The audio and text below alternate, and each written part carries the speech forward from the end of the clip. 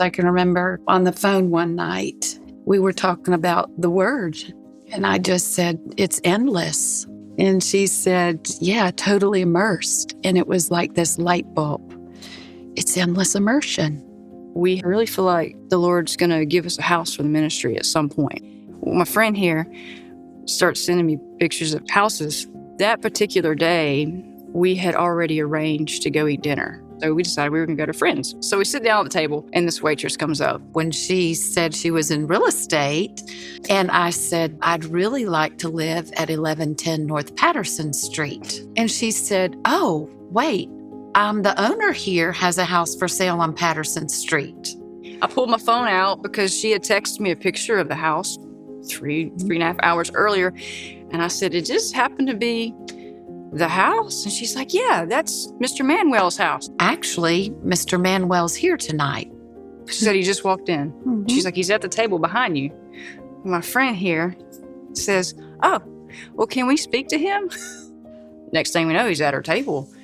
And he's standing up, and he said, can I help you ladies? You own the house on Patterson Street. And he said, I do. I said, we'd like to see this house. He dropped down and put his arms up on the table. And he said, it's so strange. I'm never here. And the only reason I came in tonight was because the kitchen was out of spinach. And I don't know if you know this, but the girl that's waiting on you, she's not supposed to be here either.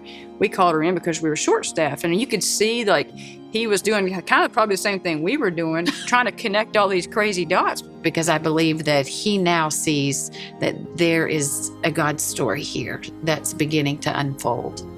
And before we got in our cars, I had texted him and asked him if we could see it the next morning. He and his wife pull up. And there's ivy that goes up the pillars. There's just something about the ivy that was just burning in me.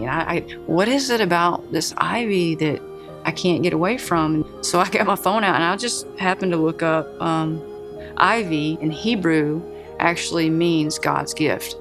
And it's like that moment for me that there was just absolute clarity. Like, you're giving us this house.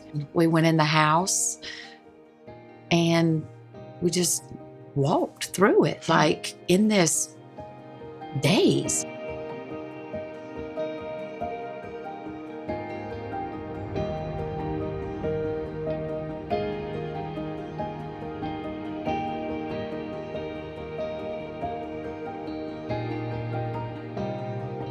And at the very end, when he says, what do y'all think about the house? We like the house. Great house. But we can't afford your house. We're trusting in the Lord that if this is something we're supposed to have, then he's got to be the one to bring it about. We began to believe this house is ours. We don't know how, but this is the house that he wants for us. And she told me her whole thing of how she was sitting in the ivy. And I said, oh my goodness, he's told me we're going to name the house.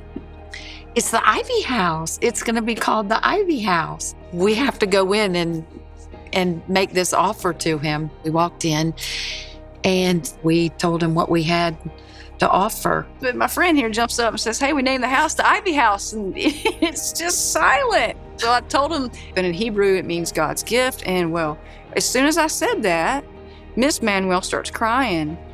And it's like that moment where the air in the room is it shifted. And she starts crying. She's like, oh my gosh, that's why I never tore it down. Like, the realtor told me to tear this ivy down. I just hadn't gotten around to it. And she's like, that's why. It's God's gift.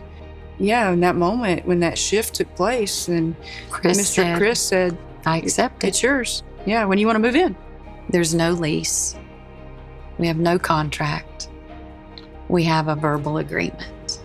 So we saw his goodness from the beginning to now. We are seeing his goodness pour out of the house. This is his house for his glory, and we're at 1110 North Patterson Street, and it's the Ivy House.